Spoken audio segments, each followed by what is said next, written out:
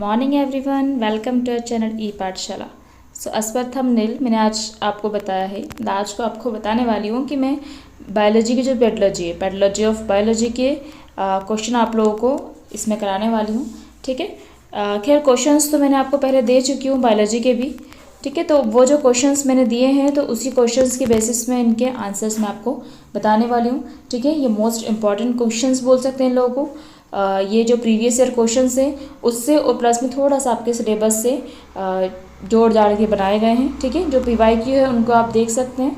अगर आपको previous year question paper भी चाहिए तो मैं उसकी वीडियो अलग से बना दूंगी। ठीक है, और हाँ, तो मैं आपको क्वेश्चंस तो वैसे उपलब्ध करा दिए हैं, अभी उसके आंसर्स को हम थोड़ा सा डिस्कस कर लेते हैं। ठीक है, मोर ओवर मैं आप लोगों को ये बताना चाहती हूँ कि ये जो आंसर्स हैं वो कॉन्सेप्चुअल आपके कॉन्सेप्ट क्लियर कर देंगे। ठीक है, बहुत ज़्यादा डीपली मैं आपको नहीं पढ़ाऊंगी बिकॉज फिर आपके एग्ज़ाम बहुत पास आ गई है, तो एग्ज़ाम को मद्देनज़र रखते हुए आपको थोड़ा पॉइंट टू पॉइंट स्टडी करवाऊंगी मैं। ओके, सो स्टार्ट करते हैं with a first topic that is जीव विज्ञान। जीव विज्ञान का अर्थ, परिभाषा, प्रकृति और क्षेत्र। ठीक है, सबसे पहले जीव विज्ञान के अर्थ की बात करें तो क्या है भैया? जीव विज्ञान दैट इज बायोलॉजी जीवन के विभिन्न पहलुओं का अध्ययन करने वाला विज्ञान है, जिसमें क्या करते हैं हम नॉर्मली सामान्य से है तो परिभाषा है, जिसमें हम जीवों की संरचना हो गई, उनकी कार्यप्रणाली हो गई, उनकी विकास हो गई, उनकी उत्पत्ति हो गई और उनकी विविधता इसमें शामिल है, इनका अध्ययन हम करते हैं। ठीक है, परिभाषा नॉर्मली अगर आपको आती है जीव विज्ञान का अर्थ परिभाषा, तो फिर हम क्या करेंगे, किन्हीं दो साइंटिस्ट का नाम लिखते हैं। ठीक है, किन्हीं दो से मतलब है, नॉर्मली दो का ही लिखते हैं वैसे तो हम लोग परिभाषा। ठीक है, तो हम इसमें अर्नेस्ट हैकल, अच्छा अर्नेस्ट हैकल किसने, कोई याद है? इन्होंने दिया था इकोलॉजी वर्ड। ठीक है, इकोलॉजी जो वर्ड है वो अर्नेस्ट हैकल ने ही दिए थे। ठीक है, तो इन्होंने क्या बोला अर्नेस्ट हैकल ने, जीव विज्ञान जीवन के सभी रूपों और उसके जीवन प्रक्रियाओं का अध्ययन है। ठीक, उसके बाद नेक्स्ट किसने बोली थी? लुई पास्चर का भी लगभग सभी ने सुना होगा, उत्पत्ति में इन्होंने बहुत सिद्धांत दिए हैं। ठीक है, तो जीव विज्ञान एक ऐसा क्षेत्र है जो जीवों की संरचना, कार्यप्रणाली, उनके जीवन चक्र को समझने का प्रयास करता है। ठीक है, तो यह हो जाएगा हमारा। तो ये दोनों के आप लोगों को रट लेने हैं थोड़े से, आपको मैं अभी इसमें रटवा तो नहीं सकती हूँ पर आप कोशिश करूँगी कुछ जो आपको याद करवा सकूँ। ठीक है, बाकी ऐसा है कि छोटी छोटी हैं तो आप इनको थोड़ा सा देख लीजिए। ठीक है, प्रकृति को हम टू द पॉइंट पढ़ेंगे। अगर आपको प्रकृति लिखने के लिए आती है कि जीव विज्ञान की प्रकृति कैसा है, ऑब्वियस सी बात है जीव विज्ञान जीवन के सभी रूपों का अध्ययन करता है। ठीक है, किसका अध्ययन करता है? जीवन के सभी रूपों का, मतलब जीवितों की करता है ना ये। ठीक है, इसमें जैविक प्रक्रियाओं और उसके कार्यों का विश्लेषण किया जाता है। ठीक है, इसमें प्रयोगात्मक और अवलोकनात्मक विधियों का उपयोग करता है। ठीक है, यह अन्य विज्ञानों से संबंधित है, जैसे रसायन विज्ञान है, भौतिकी विज्ञान है। ठीक है, ऑब्वियस ही बात है जीव विज्ञान जो होता है वो समवाय के साथ चलता है। ठीक है, उसमें रसायन विज्ञान, भौतिकी विज्ञान। रसायन विज्ञान कैसे? जैसे अगर हम हमारी ही मेटाबॉलिज्म की बात करें तो हमारे स्टमक में अगर एसिडिटी बढ़ रही है तो एसिडिटी क्यों बढ़ गई है? क्योंकि उसमें रासायनिक क्रिया हुई है। ठीक है, खाने के मतलब अपने शरीर में भी बहुत सारे रसायन है ना, HCl वगैरह। ठीक है, तो उसके साथ समवाय बनाता है ये। ठीक है, यह अन्य विज्ञान संबंधित है, जिसे रसायन विज्ञान, भौतिकी। इसमें जीवों की संरचना, कार्यप्रणाली, उनके जीवन चक्र का अध्ययन किया जाता है। मैं सच बता रही हूँ, इसकी जो मैंने परिभाषा लिखी है ना, उन परिभाषाओं को इसमें घुमा फिरा के लिख दो। ठीक है, वही की वही चीज़ आएंगी। क्या जीवन के विकास और विविधता को समझने का प्रयास करता है? मेरे को बताओ, क्या ये सब वर्ड हमने अभी यूज़ नहीं किया क्या? ये देखो, यह आ जाएगी संरचना, यह आ जाएगी कार्यप्रणाली, विकास को, उत्पत्ति को, विविधता को। 5 पॉइंट तो आपको यहीं के यहीं मिल गए। ठीक है, 1 पॉइंट जीवन प्रक्रिया का मिल गया। ठीक है, और 1 पॉइंट जीवन चक्र का मिल गया। तो कितने सारे पॉइंट अपन को यहीं से मिल जाएंगे। प्रकृति मतलब वो है कैसी। ठीक है, जैसे इसमें नेक्स्ट पॉइंट में आपको जीवों की विविधता आ गया, और इसमें प्रयोगशाला, अनुसंधान, क्षेत्रीय अध्ययन दोनों शामिल होते हैं। अब क्षेत्र की बात करें, क्षेत्र का मतलब होता है भैया मेरे कि भैया ये जो बायोलॉजी है, बायो को हम कहाँ कहाँ यूज़ कर सकते हैं, कहाँ कहाँ पे बायोलॉजी का यूज़ होता है, वो उसका क्षेत्र होता है। ठीक है, तो आप कहाँ कर सकते हो? सेलुलर जीव विज्ञान में कर सकते हो। ठीक है, तो कोशिका संरचनाओं से कार्य का अध्ययन हम जीव विज्ञान के अंतर्गत करते हैं। ठीक है, इसके अलावा अनुवांशिक पदार्थों से कार्यों का अध्ययन आ जाएगा, पारिस्थितिकी आ जाएगा। ठीक है, विकास जीव विज्ञान आ जाएगा, वर्गीकरण, फिजियोलॉजी, माइक्रोबायोलॉजी। ठीक है, एनाटॉमी में भी कर लेते हैं। ठीक है, तो जो भी आपको ऐसा ध्यान आ जाए, जो अपने लॉजीज वगैरह होती हैं, ठीक है वो, और इस टाइप से आप उसके क्षेत्र लिख सकते हो। ठीक है। इसके अलावा क्षेत्र में आप नॉर्मली जो क्षेत्र जो सभी में आते हैं कि भैया जो अनुसंधान के क्षेत्र में आ जाएगा, शिक्षा के क्षेत्र में आ जाएगा, ठीक है, और शोध के क्षेत्र में आ जाएगा, ठीक है।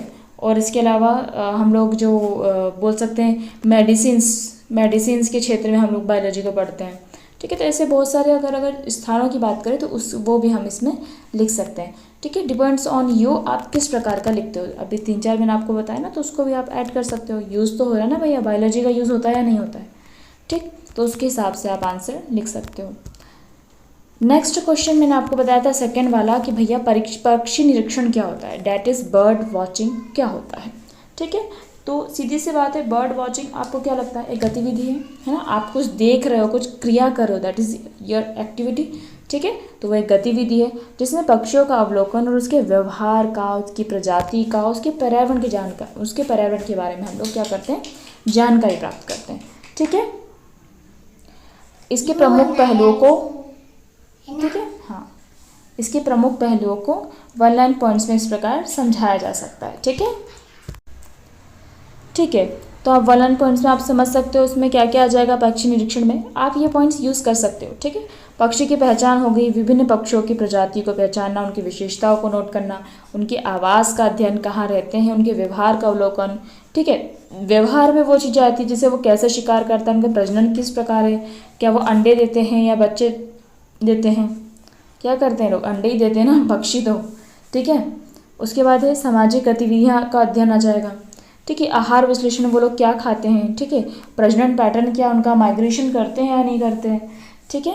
तो ये सब चीज़ें उसमें आ जाएगी। संरक्षण स्थिति, ठीक है, पक्षियों की प्रजातियों की सुरक्षा, उनके संरक्षण की स्थिति का आकलन भी हम लोग इसमें करते हैं, ठीक है। उनकी जनसंख्या कैसी है, क्या उनमें कमी आ रही है, क्या उनका रेड डाटा बुक में नाम है। तो इस प्रकार की हम लोग पक्षी निरीक्षण में ये सब चीज़ें, मतलब एक कोई भी पक्षी है उसके इर्द गिर्द की हम सारी चीज़ें क्या करते हैं, इसमें अध्ययन करते हैं।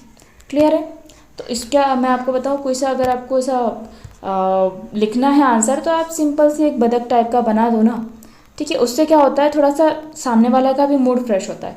यहाँ पे पक्षी निरीक्षण करके, हाँ, पक्षी निरीक्षण लिख के और यहाँ पे गोला बना के फिर यहाँ पे ऐसे ऐसे ऐसे ऐसे आंसर लिख दो, तो उससे क्या होता है, सामने वाले को थोड़ा सा मूड फ्रेश होता है कि यार कुछ तो ढंग का लिखा है। ढंग मतलब आपको प्रेजेंट करने का तरीका भी होना चाहिए ना। अगर मैं इसी चीज़ को अगर पावर पॉइंट पे आपको दिखाती, पावर पॉइंट प्रेजेंटेशन में खूब डायग्राम उनके साथ दिखाते, आपको इंटरेस्ट आता है कि नहीं आता, आता ना। बट देखो ऐसे ही पढ़ा रही हूँ मैं, ठीक है। तो पक्षी निरीक्षण इन पहलुओं को समझना पक्षियों की विविधता, उनके संरक्षण प्रयासों के लिए महत्वपूर्ण होता है, ठीक है। नेक्स्ट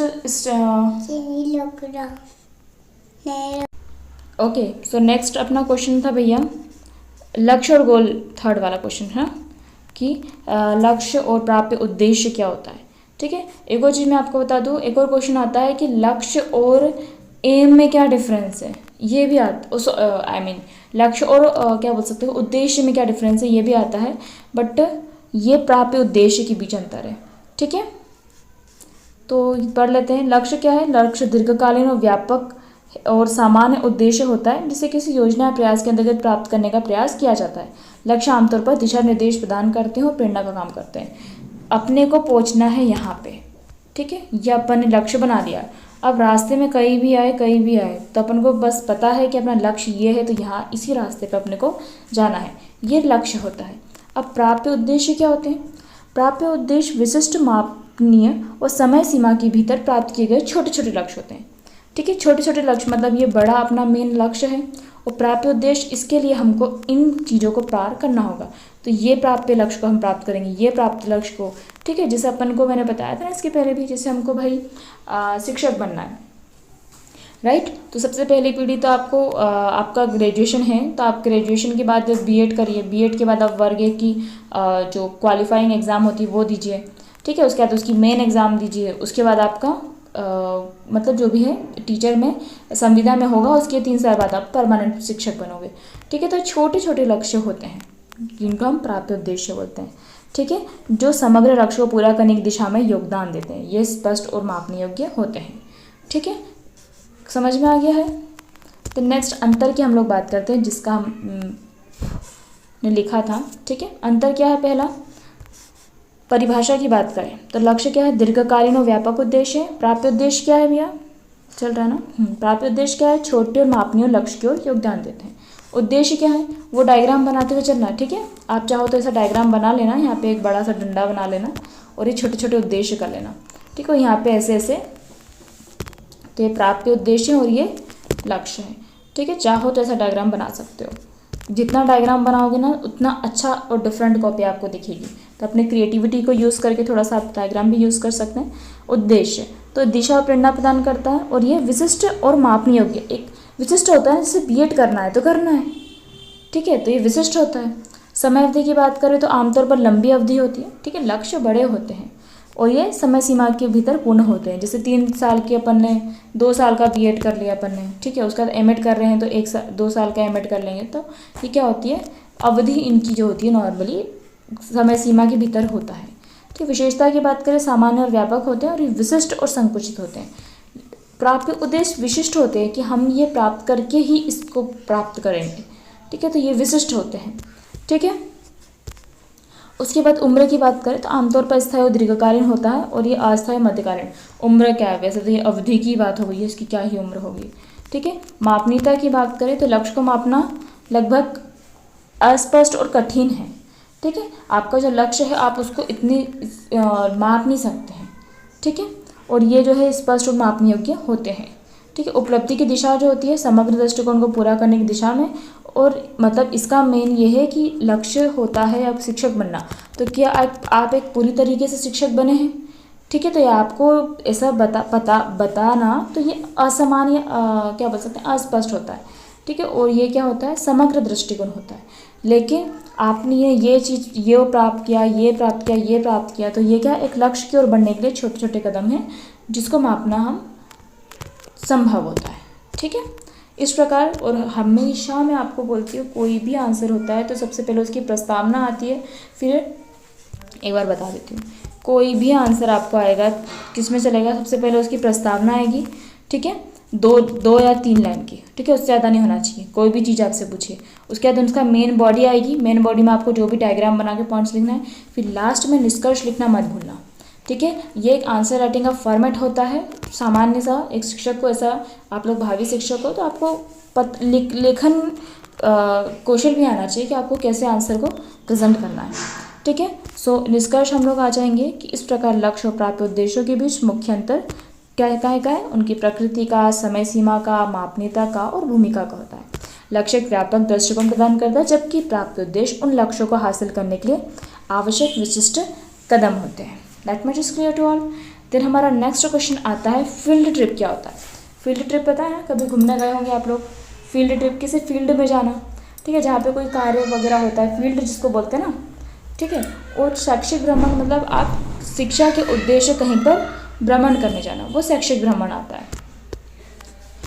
टल्लाने नहीं जाना अपने को, है ना, मतलब जो नॉर्मली हम जिसको टल्लाना बोलते हैं वो नॉर्मल अपने को वॉन्डरिंग नहीं करना है, हमको शैक्षिक भ्रमण पे जाना है।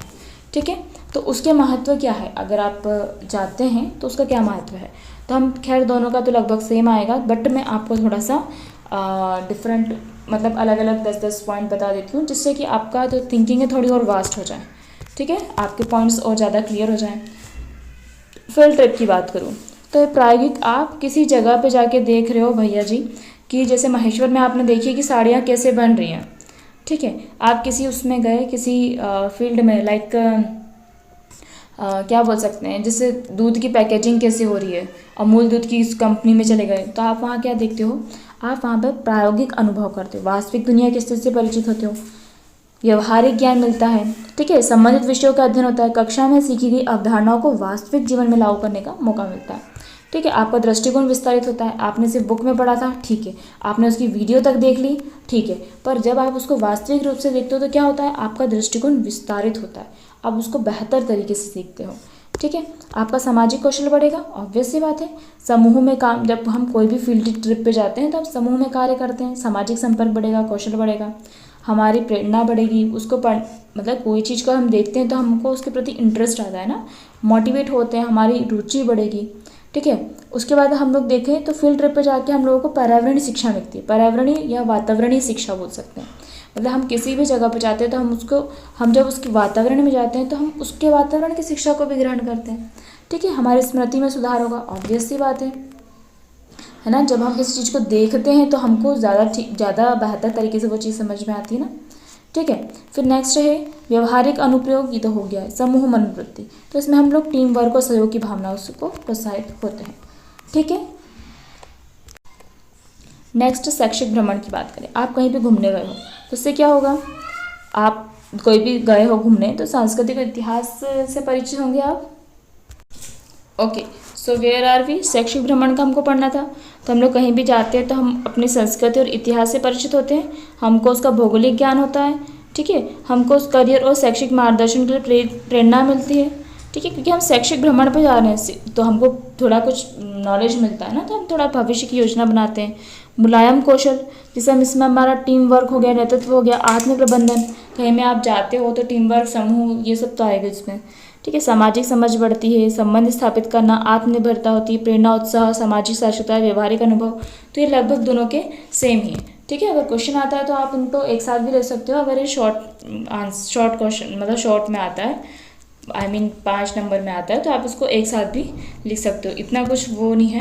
ठीक है, बाकी हाँ, आप ये ऐसा लिख सकते हो थोड़ा दोनों के बारे में कि शैक्षिक मतलब फील्ड ट्रिप क्या होती है, मतलब और शैक्षिक भ्रमण क्या होता है। ठीक है, ये तो मैं आपको बता चुकी हूँ। तो ये दोनों ही गतिविधियाँ जो होती हैं वो समग्र विकास के लिए महत्वपूर्ण है, प्रत्येक के अपने विशिष्ट लाभ और उद्देश्य हैं।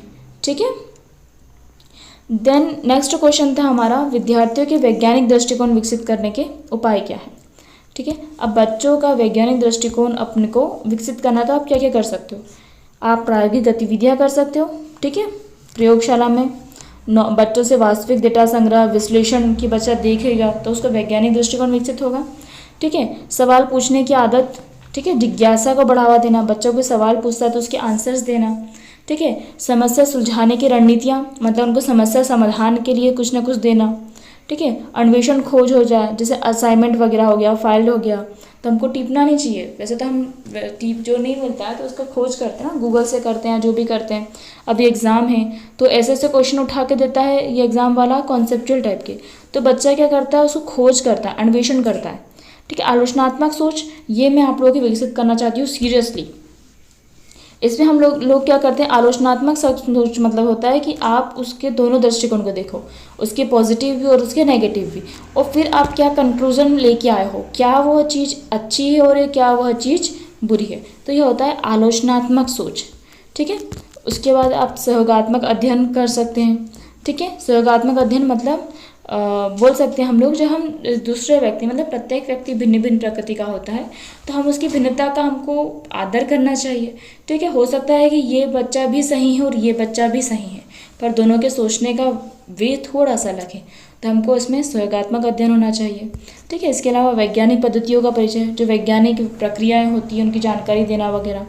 ठीक है, उसके जैसे परिकल्पना बनाना, परिकल्पना मतलब हाइपोथेसिस, मतलब वो रूल नहीं है, कोई प्रिंसिपल नहीं है, बट एक हाइपोथेसिस है कि ऐसा होता है या हो सकता है, जैसे अपन लोग संभावनाएं व्यक्त करते हैं ना, वो परिकल्पना होती है। ठीक है, फिर आप वास्तविक जीवन को उदाहरण दे सकते हो, मतलब कोई भी चीज़ों में, जैसे आप सोचो कि फिजिक्स कहाँ यूज़ हो रहा है। ठीक है, टॉर्क कहाँ यूज़ हो रहा है। ठीक है, तो भैया देखो, जब आप गेहूं की बोरी है, गेहूं की बोरी को आप यहाँ से उठाओगे या फिर आपको किसी दरवाजे को खोलना है। ठीक है, तो एक वो होता है ना कि भैया टॉर्क है, जैसे यहाँ पे तो वो अटैच्ड है, तो दरवाज़ा यहाँ से बेटर तरीके से खुल जाएगा ना। तो ये गेहूँ की बोरी है तो आप एक साइड से उठाओ, मतलब यहाँ से उठाओ, यहाँ से उठाओ, तो वो ज़्यादा ठीक रहेगी। अगर आप बीच से उठाओगे तो ज़्यादा भारी रहेगी। ठीक है, बॉडी को कितना झुकाना है, तो ये सब फिजिक्स, मैथ्स वगैरह ये सभी चीज़ों में ये आता है। ठीक है, सो नेक्स्ट हम लोग का पॉइंट है समीक्षा और पुनरावलोकन। तो अनुसंधान और प्रयोग के परिणाम की समीक्षा पुनरावलोकन प्रक्रिया से समझाना। तो वही है, बच्चों में समीक्षा की भावना और पुनरावलोकन की जो आदतें हैं वो बच्चों में डेवलप करके आप उनकी वैज्ञानिक सोच को बढ़ा सकते हो। ठीक है, फिर नेक्स्ट आपके लिए क्वेश्चन मैंने ये रखा था, वैज्ञानिक अभिवृत्ति को रखने वाले व्यक्ति के 10 गुण। जो व्यक्ति वैज्ञानिक अभिवृत्ति रखता है, क्या उसमें 10 गुण हैं।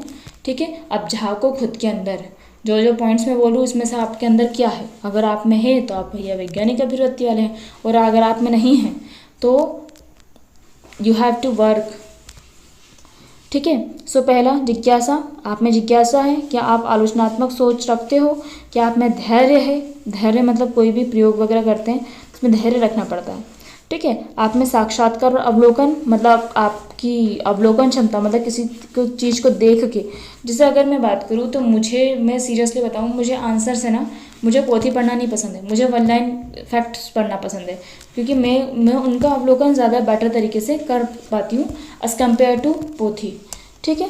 तर्क संगतता, कि आप तर्क की बातें करते हो, ठीक है, कि नहीं तो आपको बोलो कि मैं ये भगवान का मैसेज 10 लोगों को फॉरवर्ड करो, ये तर्क है क्या? नहीं है ना। अन्वेषण की भावना, ठीक है, नई नई अवधारणाओं के आप खोज सकते हो। जैसे कभी कभी हम लोग सोचते हैं गवर्नमेंट की स्कीम वगैरह हो गई है, ठीक, कभी कभी ऐसा लगता है ना कि ऐसा क्यों करा, ऐसा भी तो कर सकते थे, ऐसा भी कर सकते थे, मतलब बच्चों को पढ़ाने के लिए आप ऐसा भी कर लो वैसा भी कर लो, मतलब एक अपन जो बोल सकते हैं ना खुद का जो सजेशंस वगैरह देते हैं, ठीक है, तो ऐसे सजेशंस भी दे सकते हैं। तो आप में अन्वेषण की भावना है, आप में साक्षात्कार क्षमता होना चाहिए, ठीक है, आप निष्पक्ष समीक्षा करना चाहिए। ऐसा नहीं कि उसने बोल दिया तो ठीक है, इसने बोल दिया तो ठीक है, हर उसमें हाँ नहीं, आपके अंदर एक समीक्षा की बात होना चाहिए कि इसने हाँ इतना तो ठीक है मेरे हिसाब से, लेकिन हो सकता है कि ऐसा भी ठीक हो, ठीक है। तो आपके मन में ये समीक्षा की होना चाहिए, ठीक है, आगे समझ में।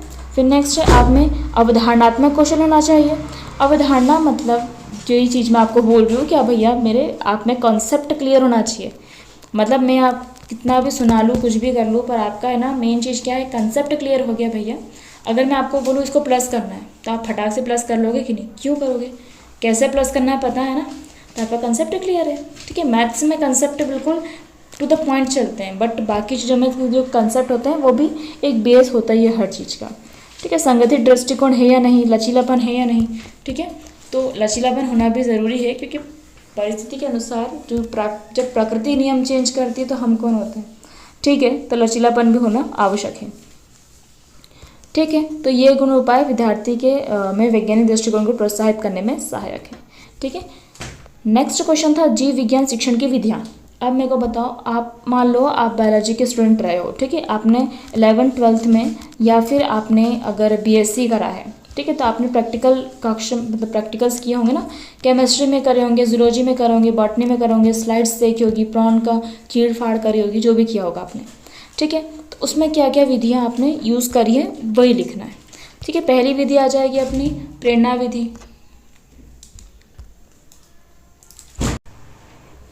ठीक है। सो पहला अपना आएगी प्रेरणा विधि। प्रेरणा विधि क्या होता है भैया, विवरण क्या है, छात्रों को प्रश्न पूछने और समस्याओं को समाधान खोजने के लिए प्रेरित करता है। नॉर्मली ये हम कब यूज़ करते हैं वाली विधि, जब हम बच्चों को कोई चीज़ मतलब प्रीवियस ज्ञान जब हम उनका देखते हैं कि उनको कितना ज्ञान है, पूर्व ज्ञान कितना है, ठीक है। कोई बच्चे को अपन ने बताया कि भैया तू बता कि सेल मतलब अपनी बॉडी किससे मिलकर बनी, तो बच्चा बोलेगा सेल से मिलकर बनी है। फिर अपन बोलेंगे कि बता भैया सेल की खोज किसने करी, वो बता देगा। फिर अपन बोलेंगे कि अच्छा बता सेल की संरचना कैसी होती है, तो उसको नहीं पता होगा, ठीक है, उसने क्योंकि बेसिक ही पढ़ा है। तो हम क्या करते हैं, बच्चों में एक प्रेरणा विधि होती है, उसमें बच्चे का इंटरेस्ट आता है कि ठीक है यार सही है इसके आगे, मतलब अपन बच्चे को क्लाइमैक्स पे आके छोड़ देते हैं, तो फिर उसमें इंटरेस्ट आता है कि अब आगे क्या होगा, ठीक है। सो ये सब चीज़ें इसमें आ जाएंगी। आप प्रयोगात्मक विधि यूज़ कर सकते हो, ठीक है, जैसे इसमें वैज्ञानिक सिद्धांतों अवधारणाओं का प्रयोग करके जो नॉर्मली प्रयोग होते हैं ना, एक्सपेरिमेंट्स वगैरह होते हैं, आप वो विधि यूज़ कर सकते हो। आप प्रस्तुतिकरण कर सकते हो, ठीक है, कोई भी जैसे शैक्षिक स्लाइड हो गई, व्याख्यान हो गई, पाठ्य पुस्तकें हो गई, ये सब प्रस्तुत लेक्चर मेथड है, ठीक है। सहयोगात्मक विधि यूज़ कर सकते हो, आप बच्चों को कार्य दे सकते हो, समूह चर्चाएँ आयोजित कर सकते हो, वाद विवाद आयोजित कर सकते हो, ठीक है। आप प्रॉब्लम सॉल्विंग ये कर सकते हो, जैसे कोई भी केस स्टडी दे दिया आपने कि ये पता लगाओ अपने क्षेत्र में कैसा है, ठीक है, जीव विज्ञान की समस्याओं का विश्लेषण, तो आप अपने क्षेत्र की केस स्टडी करते हो, ठीक है, देखते हो समस्याएं कैसी, तो प्रॉब्लम सॉल्विंग में आ जाएगी, ठीक है। ये क्या लिख दिया मैंने, अंतर्राष्ट्रीय विधि, हो माय गॉड, ठीक है, अंतर्राष्ट्रीय विधि आएगी। ये इंटीग्रेटेड है, इंटीग्रेटेड को क्या बोलते हैं, इंटीग्रेटेड से कुछ बोलते हैं यार, समग्र, ठीक है, एक बार इसको देख लें, इंटीग्रेटेड को शायद सामग्री बोलते हैं इसको, ठीक है।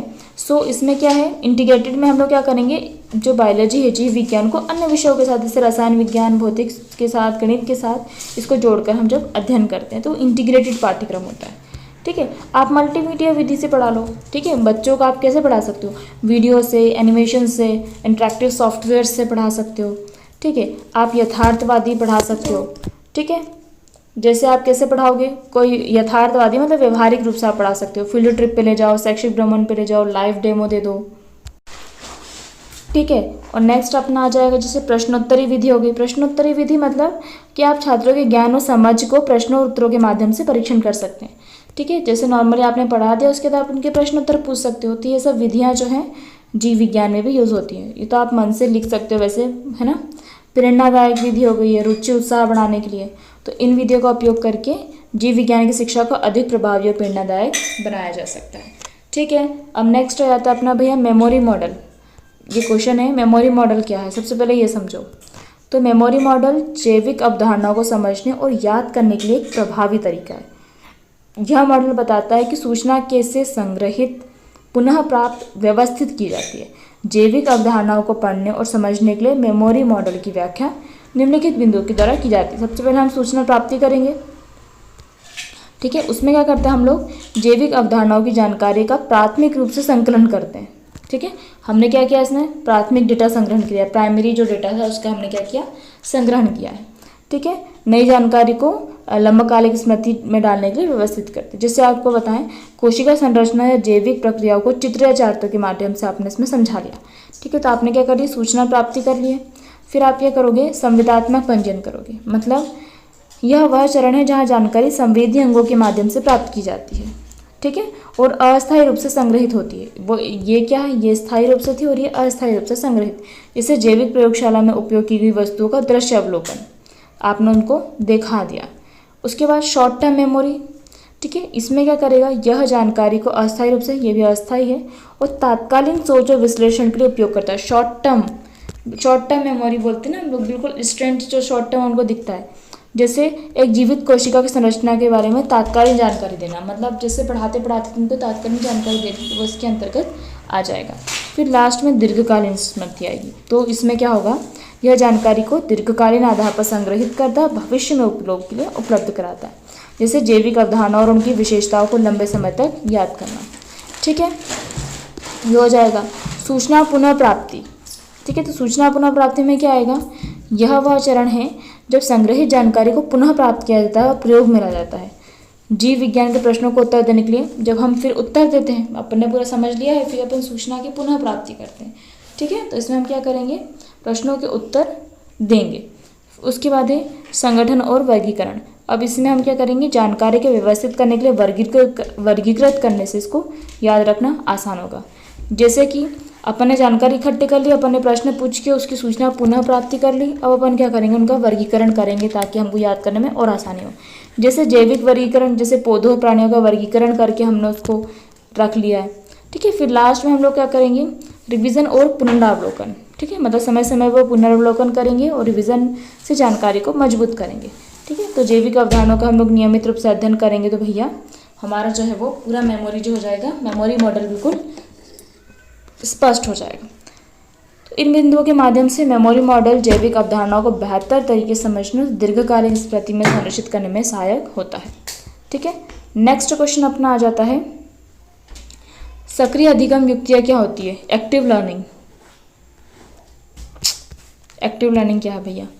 ठीक है, तो एक्टिव लर्निंग जो होती है, विद्यार्थियों को उनकी सीखने की प्रक्रिया को सक्रिय रूप से संलग्न रहते, मतलब तुमको उसमें मेरे को क्या करना है, बिजी रखने के लिए, संरक्षण रखने के लिए डिज़ाइन की गई है। यहाँ 5 प्रमुख सक्रिय अधिगम युक्तियाँ हैं और उनको उदाहरण है। पहले तो आप उनका प्रोजेक्ट दे सकते हो, प्रोजेक्ट में भी बच्चा काम करता है तो वो उस पर लगा हुआ रहता है। आप समूह चर्चा कर सकते हो, प्रत्येक बच्चा बातों को सुनता है तो उसमें लगा रहता है। ठीक है, आप प्रयोग कर सकते हो, कोई भी बच्चे को जब वास्तविक अनुभव प्राप्त होता है तो वो उसमें लगा रहता है। ठीक है, गहरा अध्ययन करता है। फिर केस स्टडी दे सकते हैं आप बच्चे को।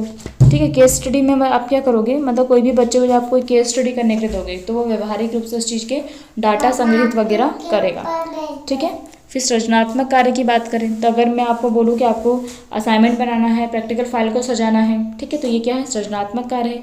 उसमें भी बच्चा क्या करेगा, लगा रहेगा, ठीक है। तो इस प्रकार से ये जो युक्तियाँ हैं वो बच्चे को क्या करती हैं, सक्रिय रूप से सीखने के लिए प्रेरित करती है, ठीक है, और जटिल अवधारणाओं को समझने में हेल्प करती है। अच्छा, बीएड से पहले आपको ईपीसी का मतलब पता था क्या भैया, ईपीसी क्या है, ठीक है। अपने ईपीसी 7 तक पढ़ेंगे तो आपको ईपीसी का फुल फॉर्म पता है, ठीक है। ईपीसी क्या होता है ये आपको पता है, फर्स्ट सेम में आप लोगों ने लिखा होगा, ठीक है। नेक्स्ट क्वेश्चन अपना आता है जीव विज्ञान शिक्षण में जीव विज्ञान प्रयोगशाला की उपयोगिता। मुझे ये बताओ, तुम्हारे को बनना है डॉक्टर और तुमने कोई प्रयोग किया ही नहीं है, तो क्या तुम बन पाओगे डॉक्टर, ठीक है, नहीं बन सकते ना। तो जीव विज्ञान में तो विज्ञान प्रयोगशाला का बहुत ज़्यादा महत्व है, ठीक है। तो पहला तो क्यों है भैया महत्व, वास्तविक अनुभव होता है, ठीक है, ठीक है। तो वास्तविक अनुभव प्राप्त होगा, फिर उसके बाद प्रायोगिक कौशल बच्चे को मिलेगा, ठीक है। उसके बाद सिद्धांतों की पुष्टि होगी ना बच्चे की। जब तक वो एक्सपेरिमेंट करेगा नहीं, जब तक वो प्रिंसिपल को समझेगा नहीं, तब तक उसके सिद्धांत की पुष्टि नहीं हो पाती है, ठीक है। जैसे अगर मैं आपको बताऊँ सिद्धांत की बात बताऊँ, ठीक है, तो अगर बच्चा स्लाइड में देखेगा कि भैया ऊपर ये एपिडर्मिस होती है, फिर एंडोडर्मिस होती है, फिर ये होता है वो होता है, जब तक वो देखेगा नहीं तब तक उसका कैसे क्लियर होगा, है ना। उसके बाद है डेटा संग्रह। तो प्रयोगशाला में वास्तविक डेटा संग्रहित किया जाता है जो सीखने की प्रक्रिया को सटीक और प्रभावी बनाता है, ठीक है। वास्तविक डेटा की अगर मैं बात करूँ तो जैसे हमारे इपिथेलियल सेल्स होती हैं, ठीक है, बायोलॉजी में आपने पढ़ा होगा, तो उसमें जैसे गैप है, ठीक है, तो गैप है, तो आप उसको देखोगे तो आपको दिखेगा ना कि हाँ इनके बीच में क्या है, गैप दिख रहा था। तो ये सब क्या हम डेटा संग्रहित करते हैं, ठीक है। उसके बाद नेक्स्ट है हमारा संकलन और विश्लेषण, एनालाइज करते हैं, ठीक है, उसका करेक्शन करते हैं। सृजनात्मकता सोच बढ़ेगी, ठीक है। अब ये मैंने एक्स्ट्रा पॉइंट लिख दिए हैं भैया, जिससे आपका और अलग अलग नहीं समझ में आया तो यही ठोको, ठीक है। आपकी जिज्ञासा बढ़ेगी, शोध के प्रति सुरक्षा और सावधानी, ठीक है, उपाय दिखाए जाते हैं। मतलब कोई भी आप बायोलॉजी में जब भी आपने कोई भी बीएससी में प्रैक्टिकल फाइल बनाई होगी तो उसकी लास्ट में, प्रयोग के लास्ट में आपने सावधानियाँ लिखी होंगी ना। किसी भी चीज़ को करने के पहले सुरक्षा और सावधानी हम लोग लास्ट में ऐड करते हैं, ठीक है। समूह कार्य बढ़ेगा, साक्षात्कार अवलोकन बढ़ेगा, ठीक है। सो ये बिंदु जीव विज्ञान प्रयोगशाला के शिक्षण प्रक्रिया में उपयोगिता को दर्शाते हैं और यह बताते हैं कि प्रयोगशाला शिक्षा कितना महत्वपूर्ण है, ठीक है भैया। नेक्स्ट क्वेश्चन आता है अपना ब्लूम टैक्सोनॉमी का। किसका आता है, ब्लूम टैक्सोनॉमी। तो भैया ब्लूम सिद्धांत, ठीक है, तो ब्लूम महाशय ने क्या करा था, एक शिक्षा सिद्धांत दिया था जो सीखने की प्रक्रिया को विभिन्न स्तरों में वर्गीकृत, आप किसी चीज़ को कैसे सीखते हो, ठीक है, तो वो चीज़ इसमें आता है। तो अपने पे एक्सपेरिमेंट कर लो, ठीक है, कि कैसे आप सीखते हो। ओके, सो इसको ध्यान से समझना आप। कहाँ थे भैया हम। इसका उद्देश्य शिक्षा की गुणवत्ता को बढ़ाना है, कि बच्चा की शिक्षा की गुणवत्ता को, क्वालिटी को कैसे बढ़ा सकते हैं, ठीक है। और मैं एक चीज़ और आपको बताना चाहती हूँ, मुझे नहीं पता आप लोग कैसे पढ़ाई करते हो, बट हम लोग जो चीज़ें पढ़ते हैं ना, जैसे अब सिद्धांत हो गए, गार्डनर का बुद्धि सिद्धांत हो गया, मानवतावादी सिद्धांत हो गया, व्यवहारवादी सिद्धांत हो गया, तो आप उसको अपने जीवन में उतारो भैया, अपने लिए दिए हैं वो, है ना, अपने अधिगम के लिए दिए हैं। आप अधिगम को कैसे बेहतर बना सकते हो, ठीक है। सो ब्लूम टैक्सोनॉमी भी हमारे अधिगम से रिलेटेड है, आप कैसे सीखते हो, कैसा आप अपनी क्वालिटी एजुकेशन कर सकते हो, ठीक है। सिर्फ पास होना मैटर नहीं करता है, आपके व्यवहार में उससे अनुरूप परिवर्तन हो रहा है नहीं, ये मैटर करता है, ठीक है। सो मेरे भाषण के लिए माफ़ी। कहाँ थे हम। ब्लूम टैक्सोनॉमी को सामान्यतः 3 प्रमुख स्तर पर विभाजित करते हैं। जैसे मेनली हमें 3 प्रमुख स्तर होते हैं। कौन कौन से होते हैं। संज्ञानात्मक, दैट इज कॉग्निटिव। संज्ञानात्मक मतलब उसका संज्ञान होना, उसकी जानकारी होना, ठीक है। दूसरा होता है भावनात्मक, जब हम उसको अपने भावनाओं से जोड़ लेते हैं, संवेगों से जोड़ लेते हैं, ठीक है, संवेग से उसको रिलेट कर लेते हैं। उसके बाद थर्ड आता है हमारा साइकोमोटर, मांसपेशीय, जब हम उस चीज़ को क्रिया में ले आते हैं, ठीक है। तो ये होती है हमारी तीनों चीज़ें। अब यहाँ पर हम संज्ञानात्मक डोमेन को विवरण उदाहरण से समझाएंगे, ठीक है। संज्ञानात्मक की बात करें तो संज्ञानात्मक में क्या होगा भैया, हमारा 3 प्रकार से चलेगा।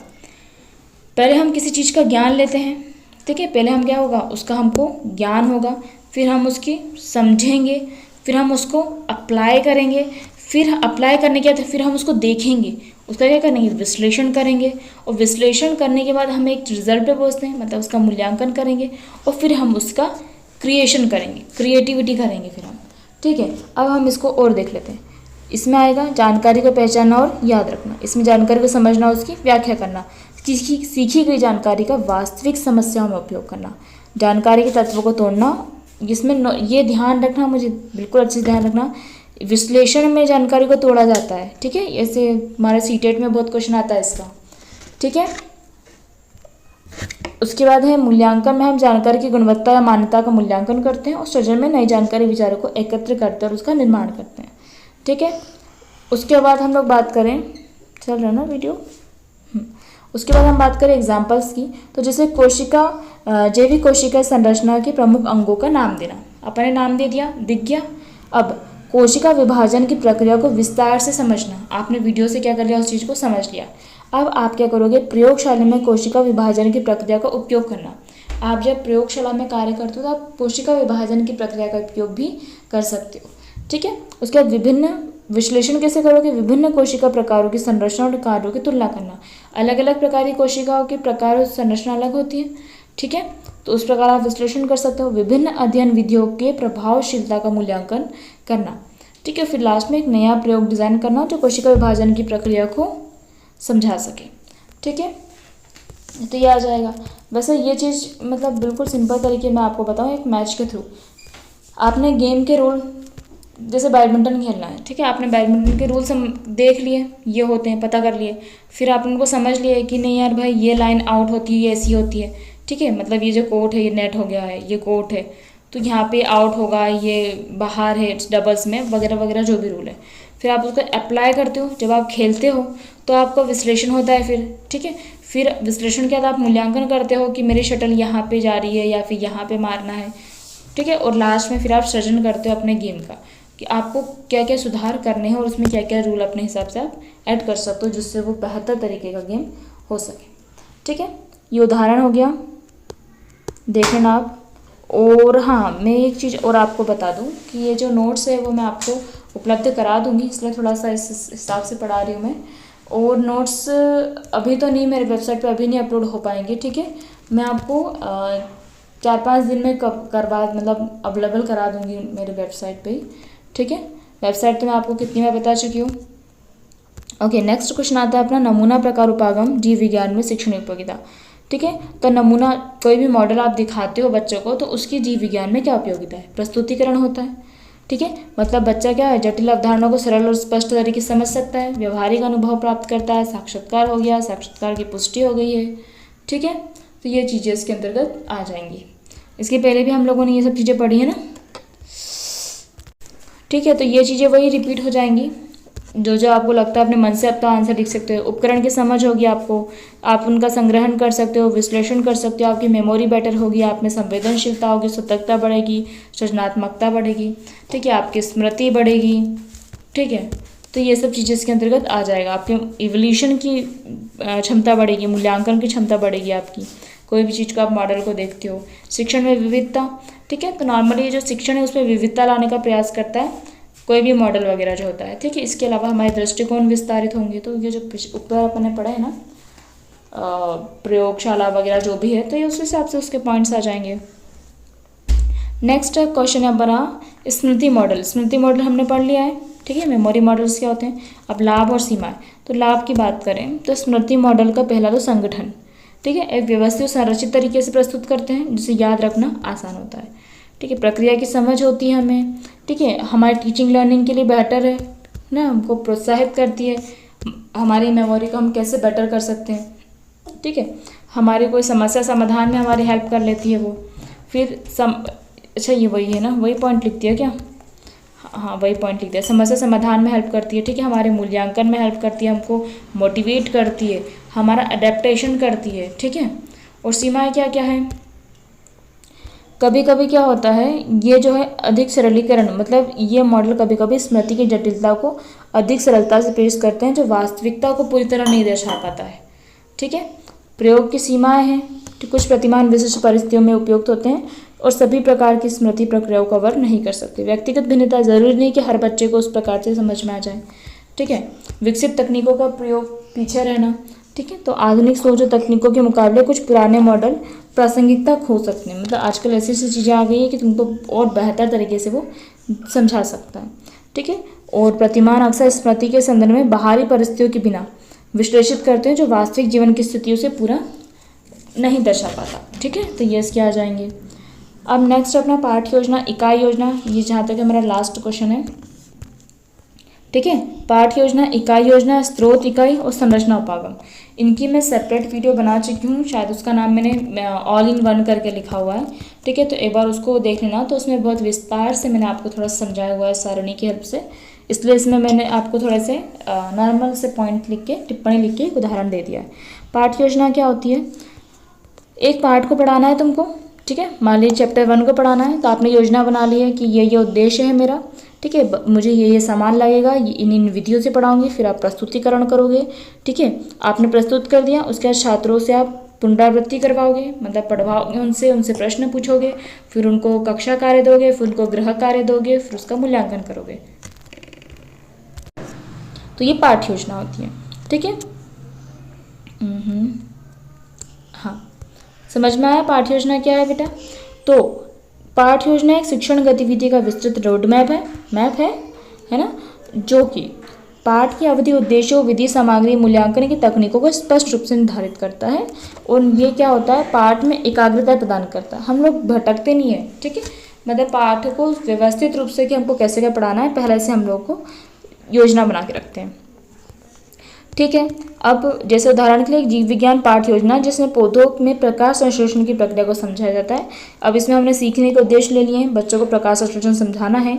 अपन शिक्षण विधि है, जैसे प्रयोगशाला प्रयोग कर सकते हैं, सामग्री जैसे पौधे के भाग वगैरह हमको लाने होंगे, ठीक है। मूल्यांकन विधि, जैसे आप क्विज कर सकते हो, क्विज दे सकते हो बच्चों को, ठीक है। तो ये होती है हमारी पाठ योजना। अब एक पाठ योजना जैसे हमारी यूनिट होती है ना, जैसे आपकी फर्स्ट यूनिट है, तो फर्स्ट यूनिट में आप अभी बायोलॉजी की जो फर्स्ट यूनिट है, तो आप उसमें वही पढ़ोगे ना, जीव विज्ञान का अर्थ, प्रकृति, क्षेत्र, ठीक है। उस प्रकार से जो भी आपका चलता है, तो वो एक जो पार्ट होता है वो दूसरे से कोरिलेट करता है, ठीक है। तो इस प्रकार कोरिलेशन से जो बनता है वो एक संपूर्ण इकाई कहलाती है। तो हमने इसमें पहले पाठ योजना बनाई थी, यहाँ पर हमने इकाई योजना बना ली है, ठीक है। तो इकाई योजना एक व्यापक योजना है, ऑब्वियस सी बात है, जो एक पाठ्यक्रम को एक बड़े हिस्से को समेट लेती है। इसमें बहुत सारे पार्ट होते हैं, गतिविधियां होता है, मूल्यांकन की जानकारी होती है। इसका उद्देश्य पूरी इकाई के लक्ष्य, इसमें हम एक इकाई का, एक पूरी इकाई का, कि हम बच्चे को इसमें क्या क्या सिखाना चाहते हैं, उसकी लक्ष्य, उसकी गतिविधियां, उनका मूल्यांकन, ये सब मानदंड होता है, उसका निर्धारण करता है। फॉर एग्जाम्पल मैं आपको बताऊँ तो पारिस्थितिकी तंत्र इकाई योजना, जिसमें जीव और पर्यावरण के बीच संबंधों में विभिन्न पाठ है ना, कि हम पहले तो आप बताओगे कि पर्यावरण क्या होता है, फिर आप बताओगे कि जैविक अजैविक घटक क्या होते हैं, फिर आप बताओगे कि पारिस्थितिकी क्या होती है, फिर आप बताओगे पारिस्थितिकी तंत्र क्या होता है, ठीक है। तो ये सब चीज़ें आप क्या करते हैं, यूनिट इकाई में बताते हो, ठीक है। जैसे खाद्य श्रृंखला, ऊर्जा प्रवाह, पारिस्थितिकी संतुलन, पारिस्थितिकी असंतुलन क्या होता है, तो एक यूनिट के अंदर ये सब चीज़ें आ जाती हैं। स्रोत इकाई, ओ माय गॉड, ये मैंने क्या किया, हाँ ये है ना स्रोत इकाई, ठीक है। सोर्स यूनिट मतलब आप कहाँ से उस चीज़ को उठा रहे हो। जैसे अगर मैं आपको बोलूँ कि आपके घर में नल है आपके घर नल में से क्या आ रहा है, पानी आ रहा है, तो आप यहाँ कहाँ से आ रहा है, टंकी से आ रहा है, पर उस टंकी में कहाँ से आ रहा है, कोई रिजर्वियर से आ रहा है ना, तो वो रिजर्वियर क्या है, उसका स्रोत है ना, कुएं से आ रहा है, हाँ ये है ना, कुएं से आ रहा है, नदी से आ रहा है, गंगा लाइन है, जो भी है, ठीक है, तो वो आ जाएगा। तो ये हमारा स्रोत होता है। तो स्रोत इकाई विशिष्ट सामग्री और संसाधनों का सेट होती है, जो एक विशेष पाठ्यक्रम इकाई को पूरा करने के लिए उपयोग की जाती है, ठीक है। नॉर्मल जो संदर्भ इकाइयाँ होती हैं, सोर्स यूनिट्स जो होती हैं, वो टीचर्स इसका यूज़ करते हैं कि बच्चों के सभी क्वेश्चंस जो हैं, इर्द गिर्द के क्वेश्चंस उसको बता पाएँ, ठीक है। इसमें पाठ्य पुस्तकें हो जाएंगी, संदर्भ पुस्तकें, प्रयोगशाला सामग्री, अन्य शैक्षिक संसाधन शामिल होते हैं। जैसे मानव शरीर इकाई के लिए स्रोत इकाई मानव शरीर की संरचना की पुस्तकें, ठीक है। अगर मैम को ये पढ़ाना है मानव शरीर, तो मानव शरीर के लिए हो सकता है कुछ बच्चे क्वेश्चंस पूछें, तो उसमें रिलेटेड कुछ टर्मिनोलॉजीज ऐसी होती हैं जो शिक्षक को नहीं पता है, तो वो क्या करता है, कुछ संदर्भ इकाइयों का यूज़ कर सकता है। That much is clear to all. अब नेक्स्ट है अपना संरचना उपागम क्या होता है, ठीक है। ये शायद लास्ट है अपना, हाँ ये लास्ट है, ठीक है। संरचना उपागम क्या होता है? स्ट्रक्चरल अप्रोच, तो इसमें संरचना उपागम में शिक्षण विधि है जो पाठ्यक्रम की सामग्री को एक व्यवस्थित ढांचे में प्रस्तुत करता है। संरचना से समझ में आ रहा ना कि हमने क्या किया है, व्यवस्थित ढांचे में प्रस्तुत किया है। इसका उद्देश्य छात्रों की आवश्यकता, अवधारणाओं और जानकारियों के क्रमिक और तार्किक तरीके से समझाना, मतलब बच्चों को इस प्रकार समझाना कि उनका कंसेप्ट क्लियर हो क्रमिक रूप से। ठीक है, तो ये संरचना उपागम होता है। फॉर एग्जाम्पल, जीव विज्ञान में कोशिका संरचना का अध्ययन करते समय आप क्या करोगे, सबसे पहले कोशिका की संरचना के भागों को क्रमवार तरीके से प्रस्तुत करोगे। ठीक है, ऐसा नहीं कि मैं तुमको यहाँ सेल पढ़ा रही हूँ, फिर यहाँ मैंने आपको तुमको माइटोकॉन्ड्रिया बता दिया, ठीक है, फिर यहाँ पे मैंने आपको गोल्जी बॉडीज़ बता दिया, तो ऐसा नहीं पढ़ाया जाता है। एक तरीका होता है सेल को पढ़ाने का। तो संरचनात्मक उपागम बोलता है किसी भी चीज़ को एक तरीके से, जिससे मैं आपको बताऊंगी सबसे पहले सेल वॉल होती है, मेम्ब्रेन होती है, न्यूक्लियस होता है, उसके अंदर न्यूक्लियोलस होता है, इसमें सेल मेम्ब्रेन होती है। तो एक क्रमवार आप उसको पढ़ा रहे हो ताकि बच्चे की अवधारणाएं क्लियर होती जाए, राइट। तो वो होती है अपना संरचनात्मक उपागम। तो ये सभी योजनाएं उपागम शिक्षण प्रक्रिया को सुव्यवस्थित और प्रभावी बनाने में हेल्प करती हैं, जिससे छात्रों के सीखने की प्रक्रिया में सुधार होता है और शिक्षक को अपने शिक्षण कार्य को बेहतर तरीके से नियोजित करने में सहायता मिलती है। ठीक है, this is our last question. ये है जीव विज्ञान शिक्षण में पाठ्य से आगामी क्रियाएं। तो क्या क्या कर सकते हो आप लोग, बताओ आपने क्या क्या किया होगा। आपने जब बायोलॉजी पढ़ा होगा तो आपने क्या क्या किया। ठीक है, आपने प्रयोगशाला गए होंगे, आपने फील्ड ट्रिप करे होंगे, आपने मॉडल्स देखे होंगे, आपने चर्चाएं, वाद विवाद या फिर बोल सकते हैं समूह चर्चाएं होगी। ठीक है, आप प्रेजेंटेशन करी होगी, आपने वीडियोस वगैरह देखी होगी, आप मतलब प्रश्नोत्तरी परीक्षण, मतलब आप टेस्ट वगैरह ज्वाइन करा होगा। ठीक है, समूह परियोजनाएं हुई होंगी, कोई प्रोजेक्ट्स वगैरह जो होते हैं समूह में करते हैं। फिर उसके बाद आपने भविष्यवाणी विश्लेषण, मतलब आप परिणामों की भविष्यवाणी और विश्लेषण की, ऐसा हो रहा है तो ऐसा होगा। जैसे अगर मैं ग्लोबल वार्मिंग की बात करूँ तो आपने खुद से सोचा होगा, आपको नहीं पता होगा तो ग्लोबल वार्मिंग से क्या होगा, तो आपने भविष्यवाणी और विश्लेषण किया होगा। आगंतुक विशेषज्ञों के साथ सत्र है, ये तो क्या ही करोगे। ठीक है, होता है वैसा, आते हैं विशेषज्ञ। ठीक है, हो सकता है आपको भी संपर्क में आए हो, हमारे तो संपर्क में आए हैं। ठीक है, सो किसी अन्य प्रकार के प्रश्न के लिए आप मुझे कमेंट कर सकते हो। Thank you for watching my video. मिलते हैं नेक्स्ट वीडियो में।